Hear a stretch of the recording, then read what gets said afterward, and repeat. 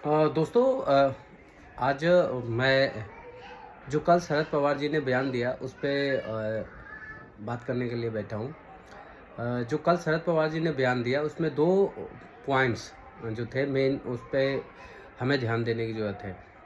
आजकल जो कांग्रेस जिस रणनीति के साथ चल रही है, एक तरह से उस पे उन्होंने एकदम बहुत ही गहरी और बहुत ही कड़ी चोट दी।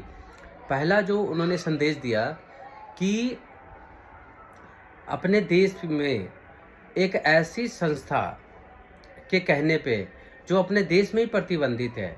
मैं यहाँ हिंडनबर्ग रिपोर्ट की बात कर रहा हूँ। ये कंपनी अमेरिका की है और अमेरिका में ही प्रतिबंधित है कि वो वहाँ अपने कंपनियों के खिलाफ कोई शोध पत्र नहीं ला सकती है। तो वैसी कंपनी जो अपने देश में ही प्रतिबंधित है और वहाँ की कोर्ट के द्वारा उन पे सैंक्शन लगाया गया हुआ है। वैसी कंपनी के कहने पे, कोई शोध पे हम अपने देश में अपने ही देश के इंडस्ट्री के खिलाफ किसी भी तरह के जांच की मांग करते हैं। उस जांच का जो मांग था असल में, उससे उन्होंने अपने आप को अलग कर लिया कि नहीं, ये एक तरह से देश की इंटीग्रिटी के भी ये खिलाफ है कि इस तरह से हम हमारे देश के खिलाफ हो रहे दुष्प्रचार को हम सहमति एक तरह से दें।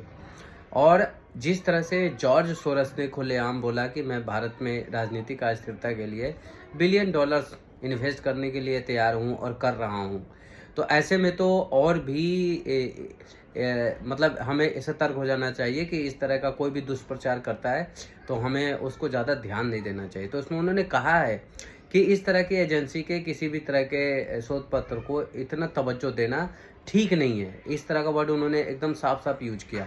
तो उन्होंने अपनी पार्टी का जो स्टैंड है क्लियर कर दिया और इससे अपने आप को किनारे कर दिया। दूसरा है जेपीसी की मांग। जो जेपीसी की मांग है, और ये पहले भी हम लोग भी कई पोस्ट ये इस पे डाल चुके हैं और जितने भी टीवी डिबेट्स आप देखोगे, हर टीवी डिबेट्स में इस पे चर्चा होती है। तो उसमें जो उन्होंने बात करी जेपीसी की, जेपीसी में 21 लोगों की कमिटी होती है। उस 21 में 15 लोग सत्ता पक्ष के होंगे और 5 से 6 ही लोग होंगे विपक्ष के। तो जब 15 लोग 21 में से 15 यानी 70% से ज़्यादा लोग अगर सत्ता पक्ष के ही होंगे, तो कल को अगर जेपीसी गठित भी होगी, तो जाहिर सी बात है सत्ता पक्ष तो अपने ही सपोर्ट में रिपोर्ट बना देगी जैसा विपक्ष कहता है। तो फिर फ़ायदा क्या होगा? तो उन्होंने भी ये बोला है कि जब हमने इस पे कि चलो ठीक है, हमें इसकी जांच कराना भी चाहिए, तो उन्होंने कहा कि जब हमने इसकी मांग रखी थी, तो उस मांग में ये बोला था कि या तो जेपीसी बैठाई जाए या सुप्रीम कोर्ट के जजों के द्वारा इसकी जांच कराई जाए। तो असल में सरकार ने सुप्रीम कोर्ट से के जजों से इसकी जांच कराने की मांग स्वीकार कर ली। तो आप समझिए, जिस पे इल्ज़ाम लगाया जा रहा है वो कह रहा है भाई सुप्रीम कोर्ट से जांच कराओ, और असल में जो इल्ज़ाम लगा रहा है वही कह रहा है कि जी नहीं, सुप्रीम कोर्ट से नहीं, मेरे को तो जेपीसी ही चाहिए। अच्छा, उस जेपीसी में भी इनका कोई मतलब बहुमत नहीं है। तो असल में क्या है कि कांग्रेस पार्टी इसको सिर्फ एक राजनीतिक मुद्दे की तरह इस्तेमाल करना चाहती है और वो चाह रही है कि इसी को मैं बड़ा मुद्दा बनाकर अपना 2024 का चुनाव लड़ूं। तो यहाँ क्या हो रहा है टैक्टिकली, तो यहाँ क्या है, देखो, ये आज के टाइम में जितना भी टीवी डिबेट्स देखे या बहुत तरह के जो पेपर्स हैं उसमें अपने सारे लोग जो जिस तरह से इन सब चीज़ों को एनालिसिस कर रहे हैं, तो आम जनता तक ये बहुत आसानी से समझ में आ जा रहा है कि असल में इसके पीछे क्या है। ये केवल एक राजनीतिक मुद्दा है, उससे ज़्यादा कुछ है ही नहीं। तो अब यहाँ देखो, असल में एनसीपी अपना स्टैंड इससे अलग क्यों कर रही है। ये 2 पॉइंट थे, दोनों पॉइंट को मैंने क्लियर आपको बताया। अब प्रश्न ये उठता है कि एनसीपी आखिर एकदम से स्टैंड अलग क्यों कर रही है। अलग नहीं कर रही है, हालांकि जब जितने भी बात करूं मैंने टेक्निकली, उन्होंने पहले भी यही बोला था, लेकिन एक भीड़ है जिस तरह से, चूंकि कांग्रेस के ज़्यादा प्रवक्ता आते हैं टीवी डिबेट्स में, तो वो जिस तरह से एक नैरेटिव सेट करने की कोशिश करते हैं, तो उसमें बाकी विपक्ष के नेता का भी एक तरह से वैसा ही नैरेटिव बनता हुआ दिख रहा है। इन्होंने ज़रूर, मेरे को लगता है कि बहुत ही गहराई से इन सब चीज़ों को देखा है और समझा है। तो इन्होंने अपने आप को एकदम बिल्कुल एकदम बड़ा ही स्पष्टता के साथ, क्लैरिटी के साथ अपने आप को अलग कर लिया। अब जैसे मैं आपको इसमें बता रहा हूँ कि मेरा जो सोच है कि आखिर इसके पीछे इनका क्या कारण होगा। तो आप देखिए, इनका बहुत ज़्यादा लंबा राजनीतिक कैरियर रहा है, राजनीतिक जीवन रहा है, और राजनीतिक जीवन में इन्होंने अपने आप को ये पहले कांग्रेसी ही थे और कांग्रेस से ही अलग हुए हैं। अब आप समझिए रणनीति की जो मैं बात कर रहा हूँ, आप आ जाइए 2014 और 2019 कि उस समय जो कांग्रेस की रणनीति क्या थी बीजेपी से लड़ने की। तो इन्होंने उस समय भी एक तरह से राफेल का घोटाला बताया और अंबानी को, जैसे आज अदानी को बोल रहे हैं चोर, उस समय अंबानी को बोल रहे थे। फिर चौकीदार चोर है का नारा इन्होंने दिया। इस तरह के जितने भी नारे इन्होंने दिए, 14 से और बड़ा बहुमत 2019 में बीजेपी को आ गई, मोदी जी को मिल गई। तो आज कोई भी एक समझदार व्यक्ति ये समझ सकता है कि पिछला 2 चुनाव इस तरह के मुद्दे पे हम लड़ चुके हैं और दोनों ही चुनाव में ये मुद्दा पूरी तरह से फ्लॉप रहा।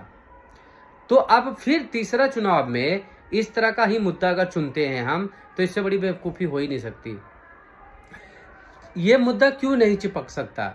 ये मुद्दा इसलिए नहीं चिपक सकता कि भाई आज इंडिया में एक गरीब से गरीब आदमी को भी पता है कि मोदी जी का परिवार एक साधारण से घर में रहता है, जो हम लोग का जिस तरह का घर है उस तरह के घर में रहता है, और उनका कोई भी परिवार का व्यक्ति राजनीतिक जीवन में नहीं है। एक किराने की दुकान है, बाकी लोग साधारण से अपने जॉब कर रहे हैं, ठीक है। किसी के पास चमचमाती हुई कोठी नहीं आपको दिखेगी, किसी के पास चमचमाती हुई कोई कार नहीं दिखेगी।